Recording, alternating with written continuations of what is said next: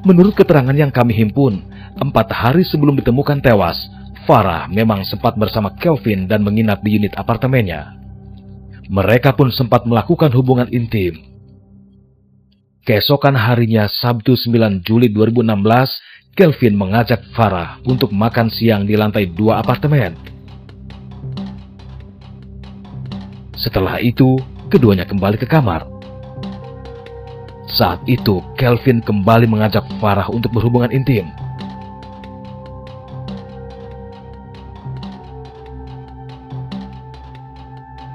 Namun ajakan itu ditolak oleh Farah dengan alasan Kelvin lemah dalam bercinta. Perkataan itulah yang akhirnya membuat Kelvin marah dan kemudian menghabisi Farah.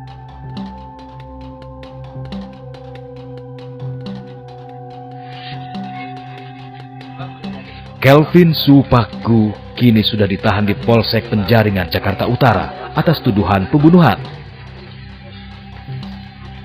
Polisi sudah memiliki bukti atas keterlibatannya.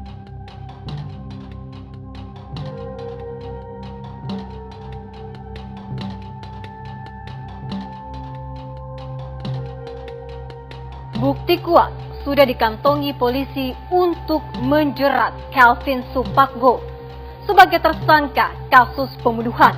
Rekaman kamera pengintai atau CCTV yang terpasang di dalam apartemen menjadi petunjuk awal terbongkarnya kasus ini. Dan inilah detik-detik di mana Kelvin berusaha membuang jasad Farah Nikmah Ridallah, wanita cantik yang telah dihabisinya.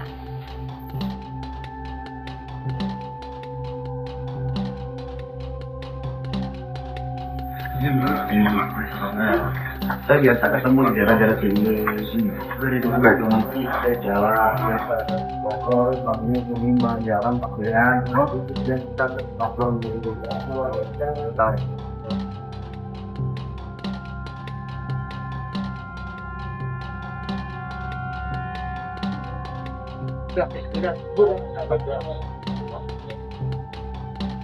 Setiap kejahatan pasti menyisakan jejak. Itulah yang terjadi dalam kasus pembunuhan resepsionis Bank Bukopin cabang Tangerang Selatan, Farah Nikmah Ridallah. Rekaman kamera tersembunyi atau CCTV yang berada di dalam apartemen Aston Marina, Jakarta Utara menjadi petunjuk awal terbongkarnya kasus pembunuhan ini. Dalam rekaman CCTV yang kami dapat, terlihat awal mula Farah datang ke apartemen Aston Marina untuk menemui Kelvin pada Jumat malam 8 Juli 2016 lalu. Farah sempat masuk ke dalam kamar mandi dan kembali menunggu Kelvin.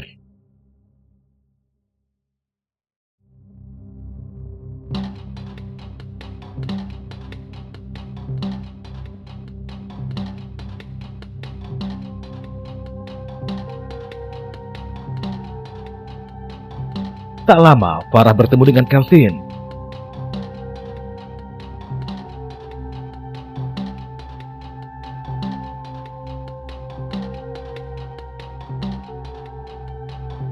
Keduanya kemudian naik dengan menggunakan lift.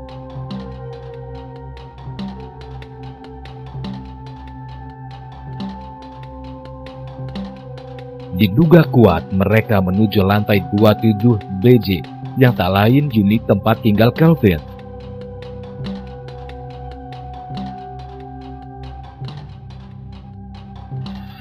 Sehari kemudian, Minggu 10 Juli 2016, Kelvin terlihat keluar dari dalam lift sambil membawa box plastik dengan menggunakan troli.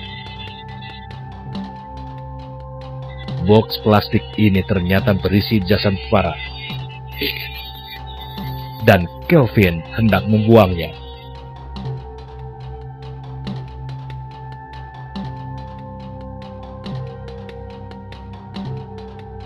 Kemarin kami sempat menemui tersangka Kelvin. Kami ingin mengetahui lebih jelas apa sebenarnya yang terjadi antara ia dan Farah. Kepada kami, Kelvin pun menceritakan awal pertemuannya dengan Farah.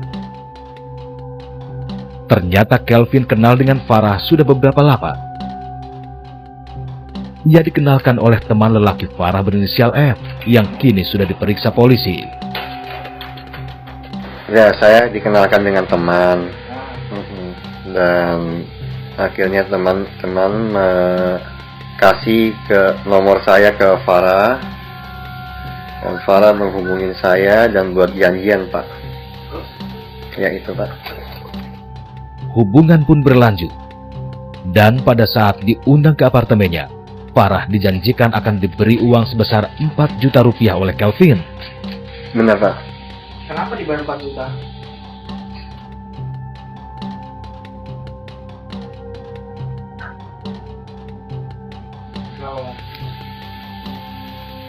Ya, tarif kencan, Pak. Maksudnya Tarif kencan 1 malam, Pak. berapa? 4 juta, Pak.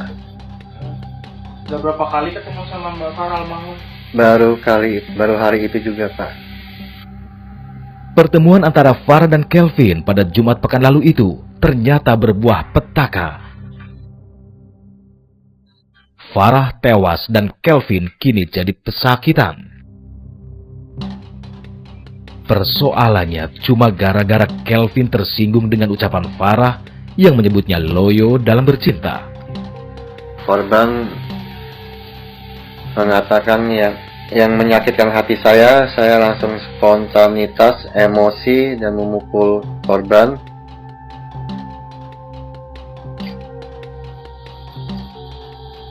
Korban terjatuh dan saya menyekik sampai meninggal. Saya sempat tertegun sebentar. Lalu saya memikir untuk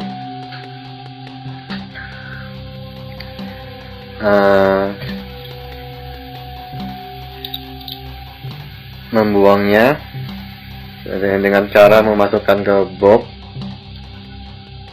Lalu saya taruh kapur barus dan bungkus dengan kain. Lalu saya masukkan dengan plastik.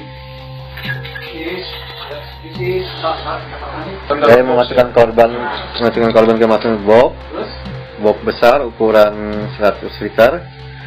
Lalu saya memasukkan kapur barus, saya tutup, saya bungkus dengan kain spray, lalu saya bungkus dengan plastik hitam, dan saya plakban.